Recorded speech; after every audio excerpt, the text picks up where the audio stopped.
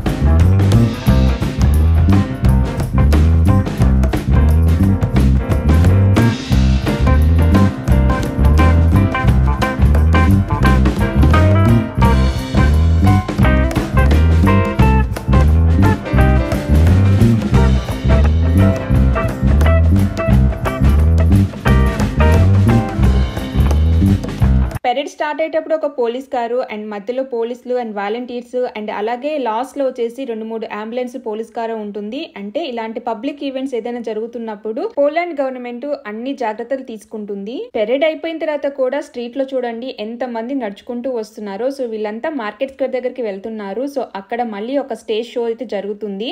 ఈ స్ట్రీట్ లో మాకు ఒక ఇంట్రెస్టింగ్ పర్సన్ అయితే కనిపించాడు. సో ఆ పర్సన్ చూడండి వైట్ పెయింట్ తో అండ్ ఒక బాక్స్ మీద కూర్చున్నట్టు ఉన్నాడు. సో జనరల్ గా అయితే అసలు కదలకుండా ఒక స్టాచ్యూ లాగా ఉంటాడు. సో మనము ఏదైనా మనీ వేస్తే అప్పుడు కదిలి మనతో ఫొటోస్ ఫోజులు ఇస్తాడు.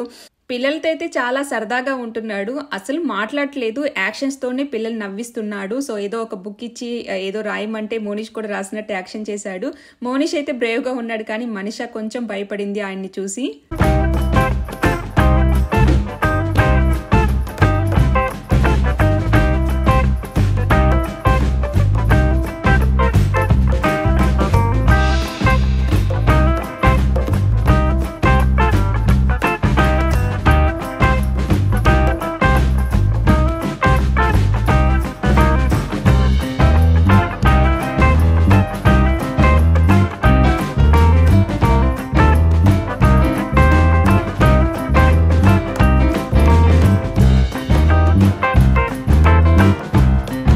సో అదండి ఇవాల్టి వ్లాగ్. ఈ వీడియో మీకు నచ్చినట్లయితే లైక్ చేయండి, మీ ఫ్రెండ్స్కి ఫ్యామిలీ మెంబర్స్కి ఈ వీడియోని షేర్ చేయండి. ఇంకో రోజు మంచి వీడియోతో మీ ముందుకు వస్తాను. Thanks for watching.